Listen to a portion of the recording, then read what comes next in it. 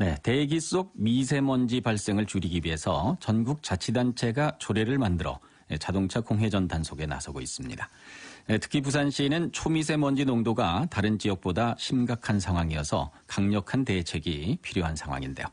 하지만 부산시의 자동차 공회전 단속은 미진하다는 것이 이번 행정사무감사에서 지적됐습니다. 공회전 단속에 한계가 있어 보이는데요. 어떤 보완책 마련이 필요할지 관련 지적을 해온 박재본 부산시 의원 전화 연결합니다. 안녕하십니까, 박 의원님? 네네, 안녕하십니까. 네. 남구지역 출신 시의회 박재본 시의원입니다. 네. 시민 모두 기분 좋은 하루 되시길 바랍니다. 부산의 초미세먼지 농도가 전국 최악이라고 하는데요. 네네. 대체 어느 정도 수준입니까? 네, 말씀드리면은 환경부에서 규정하고 있는 초미세먼지의 연평균 농도의 경우는 대기 환경 기준이 25 마이크롬 이하입니다. 네. 그런데 금년 우리 시에서 발생한 초미세먼지 평균 농도가 27 마이크로그램으로 기준치를 초과하고 있고, 네. 최근 5년간 평균 농도 역시 계속 이렇게 초과하고 있습니다. 네. 전국적으로 볼 때에도 7대 특광역시 중에 최고 높은 수준으로 이렇게 나타나고 있고요. 네. 2011년도에는 우리 시의 초미세먼지가 연평균 농도가 무려 29 마이크로그램으로 가장 이렇게 높았습니다. 예. 그런데 이 초미세먼지의 위험성에 대해서는 참 많은 분들이 이제 들어보셨을 걸로 아는데 말이죠. 예, WHO에서는 1급 발암 물질로 규정하고 있지 않습니까? 그렇습니다. WHO 세계보건기구에서는 미세먼지를 1급 발암물질로 규정하고 있고, 이런 초미세먼지는 입자 지름이 매우 작은 2.5 마이크로그램으로 우리 눈에도 잘 이렇게 보이지 않는 그런 물질입니다. 네. 그러다 보니까 너무나 작은 입자이기 때문에 일상생활에서도 우리 몸속의 어떤 코나 기도에서는 걸리지 못하고 대부분 폐까지 이렇게 침투를 합니다. 네. 특히 이런 초미세먼지는 각종 오염된 물질로 구성되어 있어서 후두염이라든가 천식 같은 호흡기 질환이 생기고, 또한 심장 내혈관, 심혈관 질환 등을 일으킬 수 있어서 건강상 아주 심각한 영향을 미칠 수 있다고 이래 봅니다. 예. 그래서 세계보건기구에서도 1급 발암물질로 규정하고 있는 그런 이유입니다. 네. 그러면요, 부산이 이렇게 다른 지역보다도 초미세먼지 농도가 높은 이유가 뭘까요? 지역별로도 주요 원인이 조금씩 다를 것 같은데 말입니다. 네, 그렇습니다.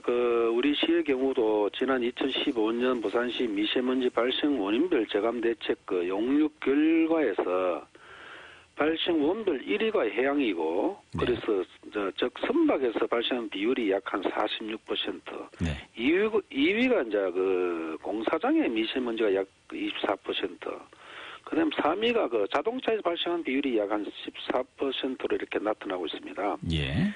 특히 부산은 지리적으로 타 지역에 비해서 항만을 끼고 있고, 또 성박과 항만에서 발생하는 초미세먼지의 비율이 상대적으로 높게 이렇게 나타나는 원인을 보고 있습니다. 예. 왜냐하면 16개 구군별로 미세먼지 배출 비율 또 순위를 보면은 강서구와 동구, 사구, 서구 등 4개구의 경우는 PM10과 PM2.5 모두 선박에 의한 배출량이 가장 높았고요. 네. 그 외 9개구의 경우는 화물차에 의한 배출량이 가장 높은 것으로 이렇게 조사가 되었습니다. 네. 그러니까 각 지자체 그리고 우리 부산시도 이런 단속을 많이 하고 있습니다만은요. 이 자동차 공회전에 대한 단속이 좀 유명무실하다는 지적을 이번 행정사무감사에서 하셨지 않습니까? 예, 제 본인이 그렇게 지적을 했습니다만은 현재 부산시 자동차 등록 대수는 132만 6천 대로 지난 2006년도에 비해서는 135%를 증가를 했습니다. 예. 그래서 국립환경과학원 자료에 이렇게 보면은 서부상권 외 지역의 초미세먼지의 주 원인은 자동차 배기가스다라고 이렇게 밝힌 바가 있고요. 네.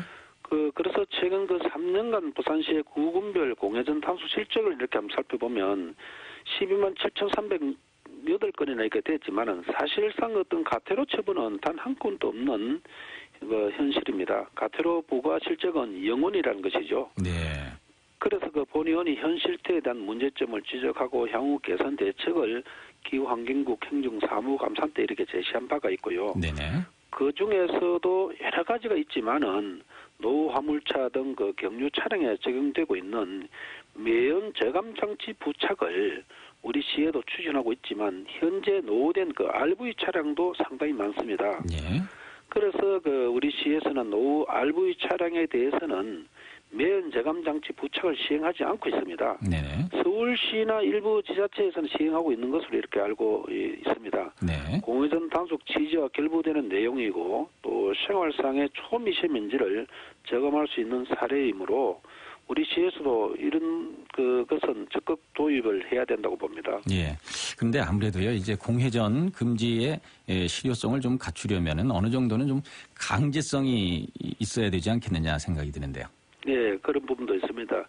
외국의 그 공회전 이 제한 사례를 보면은 캐나다 토론시의 경우는 3분 이상 공회전 시는 무려 $5,000의 벌금을 부과하고 있고요. 네.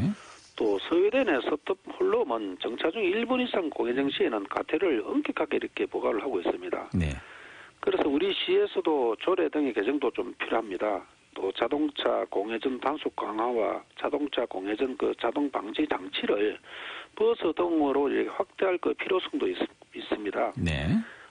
그리고 그 자동차 공회전 자동 방지 장치가 있는데 운행 중인 자동차가 그 신호등 및 정류장 등에서 일정 시간 이상 이렇게 그 정차 시에 자동으로 시동이 꺼졌다가 켜졌다 시동이 꺼졌다가 다시 재출발 시에는 자동으로 시동을 이렇게 걸어서 주행할 수 있는 장치입니다. 네네. 그래서 불필요한 그 자동차의 그 공회전으로 인한 그 에너지 낭비를 없애고 배출가스를 감소시켜 대기질 개선이라든가 저탄소 녹색 성장에 적극 이렇게 개봉할 수 있는 시스템입니다. 예. 아마 이 외에도 학교 시설이라든가 학원, 인근 지역 자동차 공회전 전면 금지라든가 학교 환경 정화구역 설정이 필요하고 또 전기차 구입도 확대돼야 될 것 같고요. 네.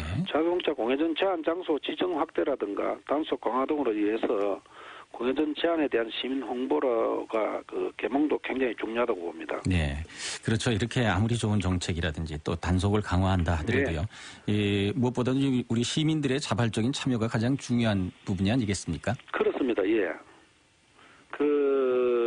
서울시의 경우는 중점 공회전 제한 장소에서는 경고 없이 이렇게 단속을 하고 있습니다. 예. 전국에 자동차 한 대가요.